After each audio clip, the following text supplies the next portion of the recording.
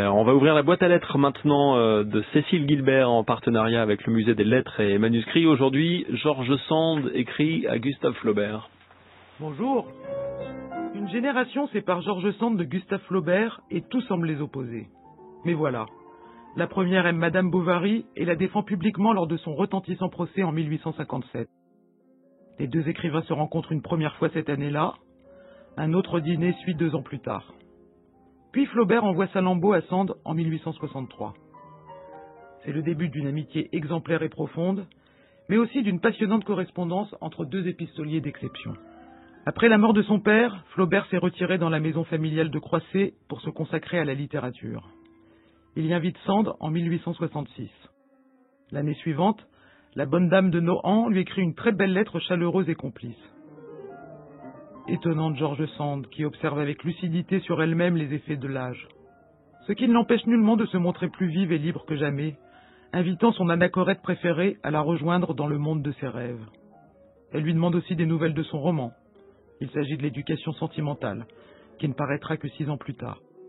Souvent fatigué par l'exubérance de son vieux camarade et ses exigences formelles, Sand n'aura de cesse de lui prodiguer son amour de la vie aux heures du plus noir découragement. Très affecté par la mort de son aîné en 1876, Flaubert assista à son enterrement.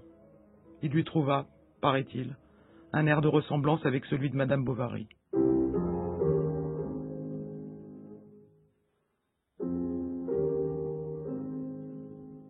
Cher camarade, ton vieux troubadour a été tenté de claquer. Il est toujours à Paris. Il devait partir le 25 décembre, sa malle était bouclée. Ta première lettre l'a attendu tous les jours à Nohant.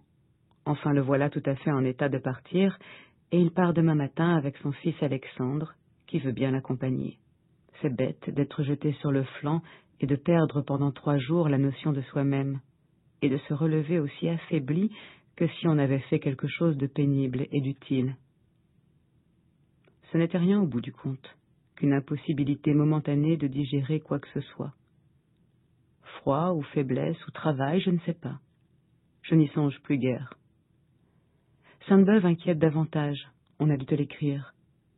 Il va mieux aussi, mais il y aura infirmité sérieuse, et à travers cela des accidents à redouter. J'en suis tout attristée et inquiète.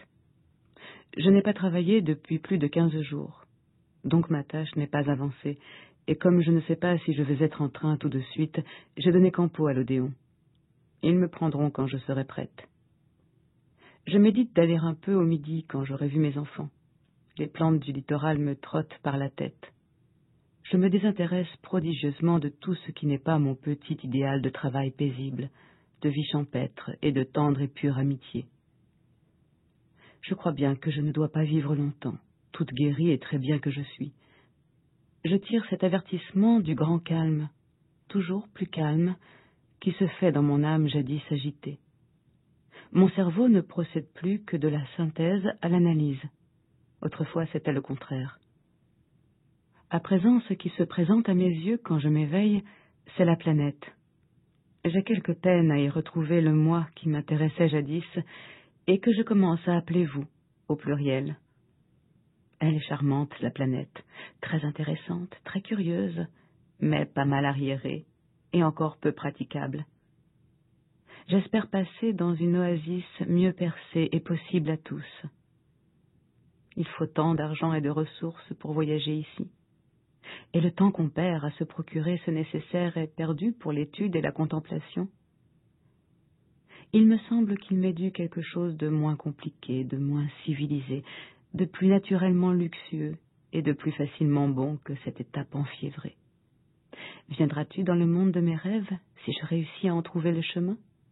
Ah, qui sait? Et ce roman, marche-t-il? Le courage ne s'est pas démenti? La solitude ne te pèse pas? Je pense bien qu'elle n'est pas absolue, et qu'il y a encore quelque part une belle amie qui va et vient ou qui demeure par là. Mais il y a de l'anachorète quand même dans ta vie, et j'envie ta situation.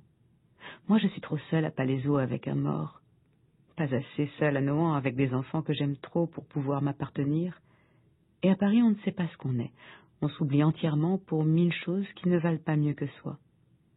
Je t'embrasse de tout cœur, chère amie. Rappelle-moi à ta mère. à ta chère famille. Et écris-moi à Nohant, ça me fera du bien.